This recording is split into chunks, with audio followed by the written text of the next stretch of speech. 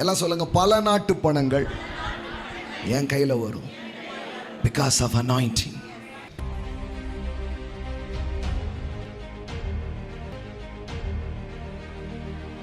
ஆவியானவர் வரும்பொழுது நல்ல அந்நிய பாஷைகளை பேசுங்கள், அது மட்டும் தான் சொல்லியிருக்கிறாங்க. ஆனால் ஆவியானவர் உங்ககிட்ட வந்தால் பல நாட்டு பணம் உங்கள் கையில் வரும். ஐயா, நீங்கள் இருக்கிற கண்டிஷன் எனக்கு தெரியும். நான் ஒன்றும் சாதகமாக இருக்கிற ஆட்களை பார்த்து இந்த வசனத்தை பேசுகிற ஆள் கிடையாது.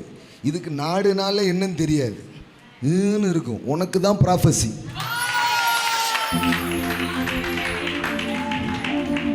ஆமாம், நீங்கள் யாரா வேணாலும் இருக்கீங்க. நான் கர்த்தருடைய வார்த்தையை பேசும்படியாக அழைக்கப்பட்டிருக்கிறேன். சாமானிய பிள்ளைகளாக கூட நீங்கள் இருங்க. ஆனால் என் தேவனுடைய வார்த்தையை சற்றிலும் குறைக்காமல் உங்கள் மேலே நான் பேசுகிறேன். உன்னிடத்திற்கு தாண்டி வந்து எப்படி வரும் எனக்கு தெரியாது. கொண்டு வர வேண்டியது அவருடைய வேலை. அவருடைய வார்த்தை சொல்லுகிறது. நான் அபிஷேகிக்கிற ஒரு மனுஷனுக்காக எங்கேயோ இருக்கிற பணங்களை ஆமென் அவன் பக்கத்தில் கொண்டு வந்து நான் சேர்ப்பேன். உன்னிடத்திற்கு தாண்டி வந்து உன்னுடையதாய் ஆகும். ஆமென் சொல்லுங்க. அபிஷேகம் பல நாட்டு பணங்களை என் கையில் கொண்டு வரும். ஆமென். ஏசாயா 45 தான் படிக்கிறேன். எல்லாம் சொல்லுங்க, பல நாட்டு பணங்கள் என் கையில் வரும். Because of anointing. சொல்லுங்க, நான் அபிஷேகம் பண்ணப்பட்டவன்.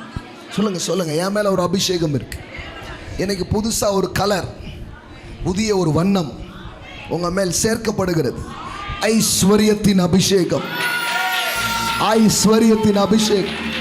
பணங்களை ஈர்க்கும் அபிஷேகம், புதையல்களை ஈர்க்கும் அபிஷேகம், வெள்ளியையும் தங்கத்தையும் ஈர்க்கும் அபிஷேகம்.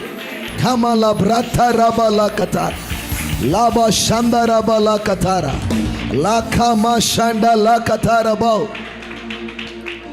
ஆமென். சொல்லுங்க, உன்னிடத்திற்கு தாண்டி வந்து, இப்படி சொல்லுங்களேன், என்னிடத்திற்கு தாண்டி வந்து என்னுடையதாகும்.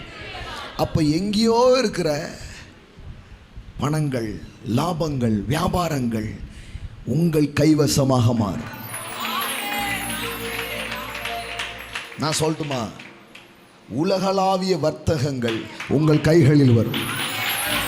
ஆன்லைனில் பார்த்து கொண்டிருக்கிற பிள்ளைகளை, அமர்ந்திருக்கிற பிள்ளைகளை சொல்கிறேன், உள்ளூர்லேயே ஒன்றும் நடக்கல, நீங்கள் உட்கார்ந்துருக்கலாம். நான் சொல்ல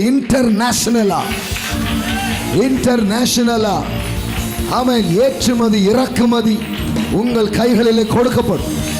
தேவன் அதை கொண்டு வருவார். அபிஷேகம் சாமானிய பிள்ளைகள் கைகளில் ஆமென் இதை கொண்டு வந்து சேர்க்கும். உன்னிடத்திற்கு தாண்டி வந்து உன்னுடையதாய் ஆகும். அவர்கள் உன் பின்னை சென்று விலங்கிடப்பட்டு நடந்து வந்து.